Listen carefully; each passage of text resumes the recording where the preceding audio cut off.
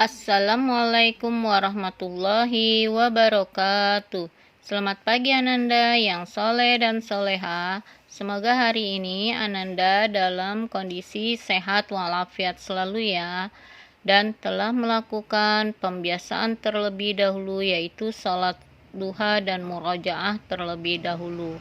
Sebelum pembelajaran dimulai, marilah kita baca basmalah terlebih dahulu. Bismillahirrahmanirrahim. Semoga apa yang Ibu sampaikan Ananda paham dan dapat mengikuti dengan baik.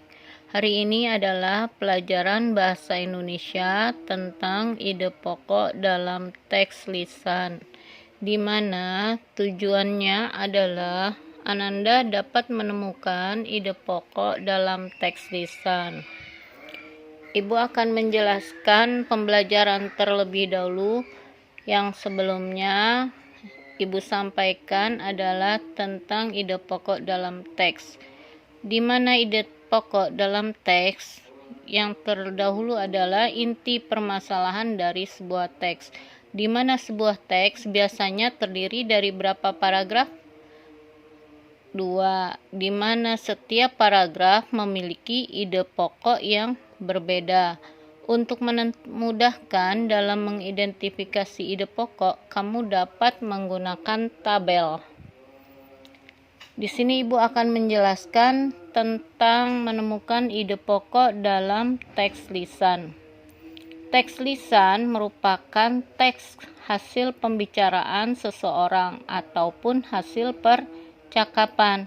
Misalnya percakapan atau teks tulis yang dibuat oleh gurumu. Bagaimana cara menentukan ide pokok dalam teks lisan? Pertama, dengarkan teks dengan sungguh-sungguh. Kedua, catatlah permasalahan atau peristiwa yang dibicarakan dalam teks. Ketiga, tentukan topik serta kalimat utama yang menjadi inti pembicaraan dari teks lisan. Menunjukkan ide pokok dalam teks percakapan. Teks percakapan termasuk dalam teks lisan. Berikut hal yang perlu diperhatikan untuk menentukan ide pokok dalam teks percakapan. Pertama, dengarkan teks secara keseluruhan. Kedua, mencatat informasi teks yang berisi permasalahan atau peristiwa yang terjadi dalam teks. Ketiga, menentukan topik teks percakapan. Keempat, menentukan kalimat utama yang menjadi inti permasalahan dari teks percakapan. Kelima, menentukan ide pokok yang terkandung dalam kalimat utama pada teks percakapan. Bagaimana cara menentukan ide pokok dalam teks lisan? Kita lihat langkah-langkah untuk menentukan ide pokok dalam teks lisan. Pertama, dengarkan teks dengan sungguh-sungguh. Kedua, catatlah permasalahan atau peristiwa apa saja yang sedang dibicarakan dalam teks. Ketiga, tentukan kalimat utama dari teks lisan yang kamu dengar.